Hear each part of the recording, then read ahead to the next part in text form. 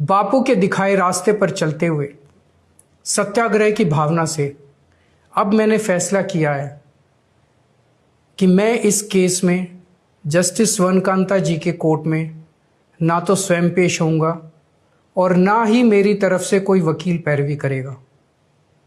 CBI ने तुरंत इस फैसले को हाई कोर्ट में चुनौती दी और ये केस जस्टिस स्वर्णकांता शर्मा जी के सामने लगा।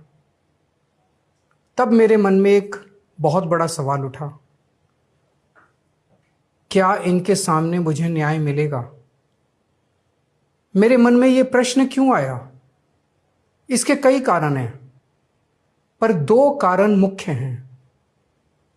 पहला कारण यह कि आरएसएस की जिस विचारधारा वाली सरकार ने झूठे आरोप लगा के मुझे जेल डाला, जज साहिबा ने स्वयं माना है कि उस विचारधारा से जुड़े संगठन अखिल भारतीय अधिवक्ता परिषद के मंचों पे वे कई बार जाती रही हैं।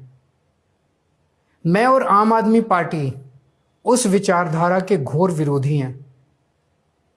ऐसे में क्या उनके सामने मुझे न्याय मिल सकता है? दूसरा कारण, कॉन्फ्लिक्ट ऑफ इंटरेस्ट। कोर्ट में मेरे विपक्ष में केंद्र सरकार की सीबीआई है और जस्टिस स्वर्णकांता जी के दोनों बच्चे केंद्र सरकार में काम करते हैं। उनके दोनों बच्चे केंद्र सरकार के वकीलों के पैनल में हैं। हमारे सामने कोर्ट में दूसरी ओर से वकील हैं सॉलिसिटर जनरल श्री तुषार मेहता जी। तुषार मेहता जी दोनों बच्चों को केस देते हैं। उन्हें कितने केस मिलेंगे, कौन से केस मिलेंगे, ये तुषार मेहता जी तय करते हैं।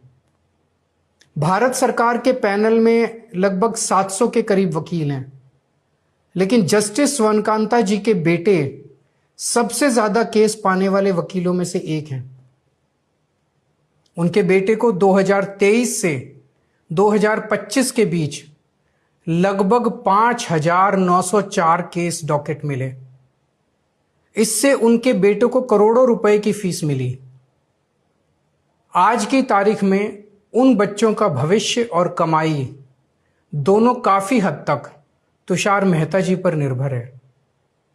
तो किसी के भी मन में यह चिंता स्वाभाविक है कि अगर जज साहिबा के बच्चों की कमाई और उनका भविष्य सामने खड़ा वकील तय कर रहा है, तो क्या जज साहिबा उस वकील के खिलाफ फैसला कर पाएंगी?